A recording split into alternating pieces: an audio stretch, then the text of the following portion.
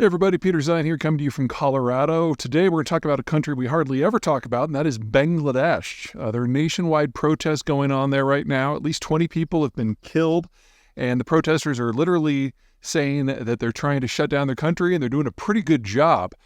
For those of you who don't know what a Bangladesh is, it's a small, physically small country kind of nestled into the armpit of India to the northeast of Delhi. It's that little chunk that kind of wraps around India, wraps around it, and Bangladesh is there at the mouth of the Ganges, right on the Bay of Bengal. It's got a huge population, very young, over 100 million people, and it is textile central. As China moved out of textiles, or at least out of mass market textiles, over the last 20 years, Bangladesh has picked it all up. Now, roughly 20% of textile supply chains involve Bangladesh in some way, and really 8% of global supply comes from there. Anyway, the protesters are attempting to do nothing less than overthrow the constitutional order of the country, so, kind of a big deal. Short version is that back when Bangladesh got independence in 1971, one of the founding laws for the country was that roughly 30% of all government jobs, regardless of what they are guaranteed to go to people who supported or fought in the revolution in the first place, or their families and descendants. Well, that has basically given some very, very politically connected people a chokehold over government contracts and jobs.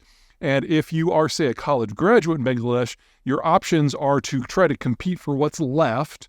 You can go into the textile industry and be a wage slave, or you can work on a beach breaking old ships. And that's it. That is the entire economy of Bangladesh. So there are several millions of people who are skilled and kind of have no prospects whatsoever because, Bangladesh, you can walk to maybe India, but Indian labor laws aren't exactly welcoming for migrants, just like most countries where migrants are a portion of the workforce.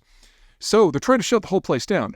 Now, this is both not a big deal and a very big deal.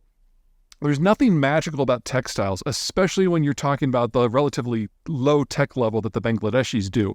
However, the integration of textiles, typically, a garment, especially things that involve a lot of stitching and maybe something sewn on or stamped in like a button or a rivet, involve a dozen different countries.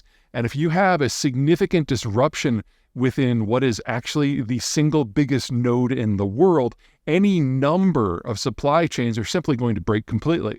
It's not that they can't be repaired, it's not that they can't be rerouted, but none of that can happen quickly because Bangladesh really has emerged as the singular node.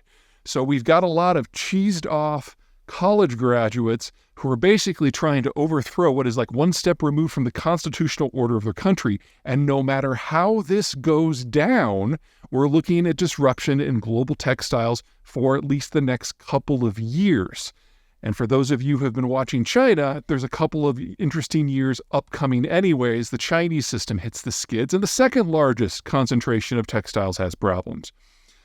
In the background, we have a change technologically in how textiles are being done, which is undermining both the Bangladeshi and the Chinese systems. Specifically here in the United States, we figured out a way to automate a lot of the process and take everything from raw cotton to turn it into thread, turn it into yarn, turn it into cloth, cut it into sections, and all of that is now cheaper than what goes on in Bangladesh. And we're probably only a few years away from actually being able to stitch the clothes together and do a semi-finished process and make that cheaper as well.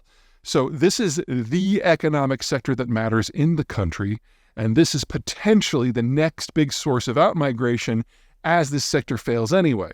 What's going on right now with the protests could simply make it fail faster.